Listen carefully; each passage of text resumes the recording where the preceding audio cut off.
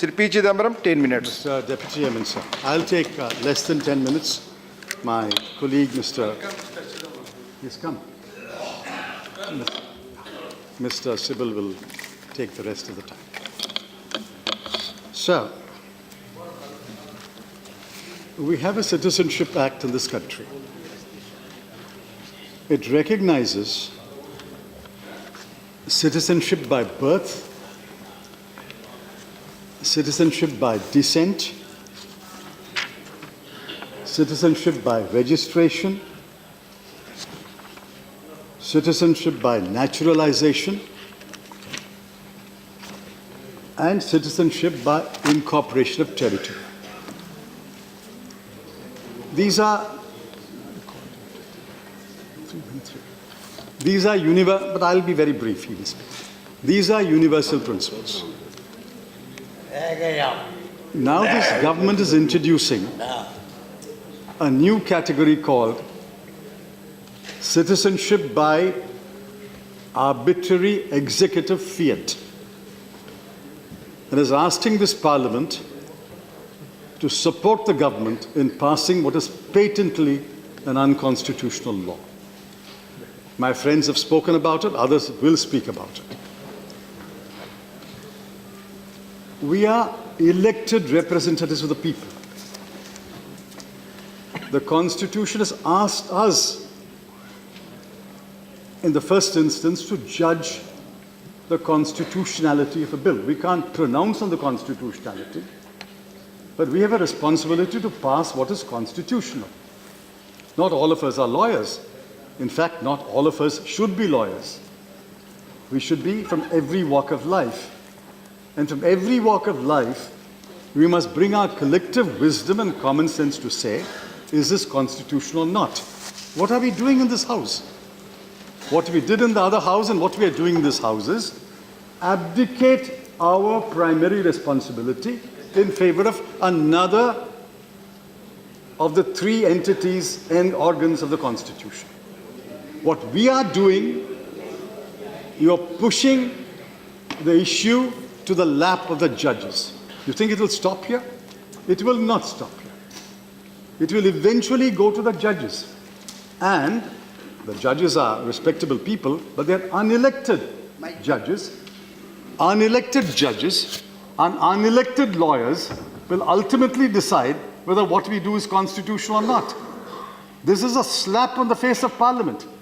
Parliamentarians are being asked to do something unconstitutional, and then the baby is passed on to the judiciary, and in the judiciary, lawyers and judges will decide what you have done is constitutional or not. Knowing this is unconstitutional, I'm afraid this government is ramming through this bill in order to advance its Hindutva agenda. This is a sad day. Thankfully, they're not amending the Constitution. They're only making a law. And I'm absolutely confident and absolutely clear in my mind this law will be struck down. Sir, I have a few questions. And I want to know who in the government found answers to these questions. If the Law Department has advised answers to these questions, please ask the Honorable Home Minister to lay the opinion of the Law Ministry on the table of the House. If it is the Home Ministry itself, in its wisdom, found the answers to the question, let us see the final note placed by the Secretary before the Home Minister. If it is the Attorney General who has been consulted, the Constitution has a provision to invite the Attorney General. Please call the Attorney General to this House. We'll ask him these questions. But somebody has to take responsibility for the answers to these questions. These questions are well known. Let me read it very rapidly. 1. How do you group three countries, Afghanistan, Pakistan, and Bangladesh, and leave out the other neighbors? 2. How do you identify only 6 religious groups, Hindu, Sikh, Buddhist, Jain, Parsi, Christian, and leave out others like Ahmadiyas, Hazaras, Rohingyas? 3. Abrahamic religions are 3: Christianity, Judaism, and Islam. Why have you included Christianity and left the other 2? 4. Why have you excluded Sri Lankan Hindus and Bhutanese Christians? Look at the exclusionary, inclusionary hyphenation. Sri Lanka is excluded, Hindus are included. Bhutan is excluded, Christians are included.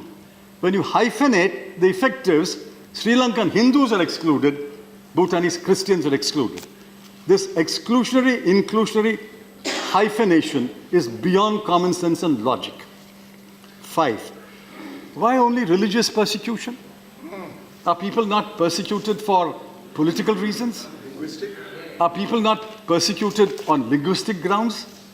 Are people not persecuted by unleashing internal wars against them? Why only religious persecution? Why not every kind of persecution? 6. Does or does not Article 14 of the does not the bill violate the 3 fundamental elements of Article 14 of the Constitution? First, equality before law. Unequals cannot be treated as equals. 2, unreasonable classification or irrational classification. And then there's a third element which most people forget. Judge-made laws added a third element. Even if unequals are not treated as equal or equals are treated unequally, even if the classification is reasonable, it can be struck down on the ground it's arbitrary. Arbitrariness writ large on the face of this bill. Now, I want to know who gave answers to these questions.